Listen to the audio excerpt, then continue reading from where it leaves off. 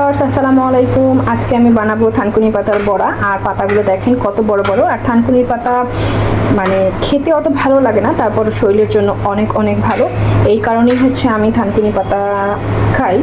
আর মূলত কিন্তু থানকুনি পাতার ঘ্রাণ আমার একদমই ভালো লাগে না। এটা অনেকে, আমার বাবাকে দেখতাম একদম কুচিয়ে পেঁয়াজ দিয়ে হাতে ডলে কাঁচা ভর্তা খায়, সেটাও নাকি অনেক ভালো লাগে তার কাছে বা সবার কাছে। কিন্তু আমার কাছে যেহেতু ও ফ্লেভারটা ভালো লাগে না থানকুনি পাতার, সেই কারণে আমি আসলে ওইভাবে খেতে পারি না। তো আজকে আমি বড়া বানাবো। বড়া বানানোর জন্য এখানে বেশ কিছু থানকুনি পাতা একটু কেটে নিয়েছি মিডিয়াম সাইজ করে, বেশ কিছু পেঁয়াজ কুচি, কাঁচামরিচ কুচি, ধনিয়া গুঁড়ো, হলুদ গুঁড়ো, সামান্য একটু লাল মরিচ গুঁড়ো ব্যবহার করেছি, আর দিয়েছি সামান্য একটু রসুন বাটা। এবার আমি এটাকে খুব ভালোভাবে মেখে নিব।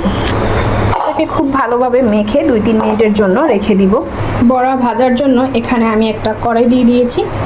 আর আজকে থেকে ননস্টিকের কড়াই কেনা বন্ধ, হাঁড়ি পাতিল কেনা বন্ধ। আর ননস্টিকের হাঁড়ি পাতিল কিনবো না। আমার হাজব্যান্ড ফোন করে বলছে ননস্টিকের হাঁড়ি পাতিলে আর খাওয়া যাবে না। যাই হোক, সব হাঁড়ি পাতিলগুলো বিক্রি করে দিয়েছি, ফেলে দিয়েছি, কিছু কিছু মানুষকে দিয়ে দিয়েছি, যেগুলো যে নেবে আর কি একটু ভালো আছে। আর আজকে থেকে স্টিল সিলভারে রান্না হবে। পরিমাণ মতো একটু তেল ব্যবহার করব। এগুলোও তো হচ্ছে ননস্টিকেরই, বাট এগুলো নতুন ছিল কয়েকটা সেট। 2-3 মিনিট পরে হাজির হয়ে গেলাম। এবার আমি কিছু আস্ত ডাল দিয়ে দিব এখানে। আস্ত ডাল দিলে আস্ত ডালটা একটু মুখে বাজে, একটু মুচমুচ করে, খেতে আমার কাছে ভালো লাগে। আপনারা চাইলে এটা অবশ্যই স্কিপ করতে পারেন, এটা যার যার ব্যাপার।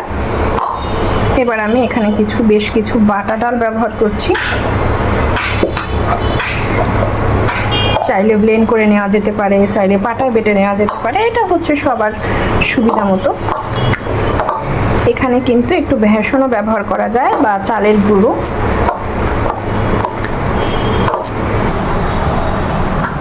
এবার আমি কিছুটা চালের গুঁড়ো ব্যবহার করছি।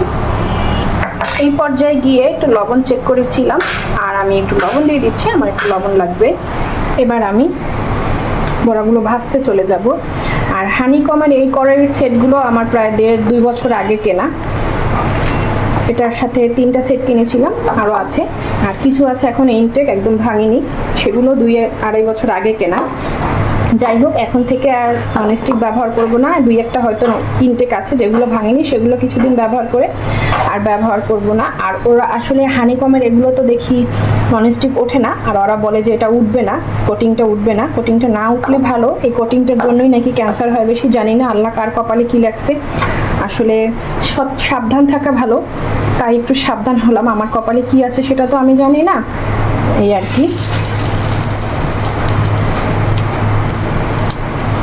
নিউজে দেখলাম যে হচ্ছে আমার হাজব্যান্ড আমাকে পাঠিয়েছিল নিউজটা, যে রান্নাঘর থেকেই ক্যান্সারের জীবাণু ছড়ায়। আর সেটা বিশেষ করে ননস্টিকের হাঁড়ি পাতিলে, যেটা হচ্ছে ননস্টিক যখন উঠে যায়, ওটা হচ্ছে একটা পোলে, ওটা নাকি উঠে গেলে ওইটা খাবারের সাথে যে আমরা খাই সেখান থেকে এটা হয়। আসলে আমি বিস্তারিত জানি না, যে ব্যাপারে জানি না ও ব্যাপারে কম কথা বলাই ভালো। তবে আমার নির্দেশ এসেছে, আমি আর ননস্টিকের হাঁড়ি পাতিল ব্যবহার করতে পারবো না, এতটুকুই আর কি। তবে আমার খুবই পছন্দের ছিল এই জিনিসগুলো। আজকে অনেকগুলো আমি ফেলে দিয়েছি। যাই হোক, বড়াগুলো দিয়ে নিয়েছি, এবার ভেজে নিচ্ছি। দেখি ওই পাশটার কি অবস্থা।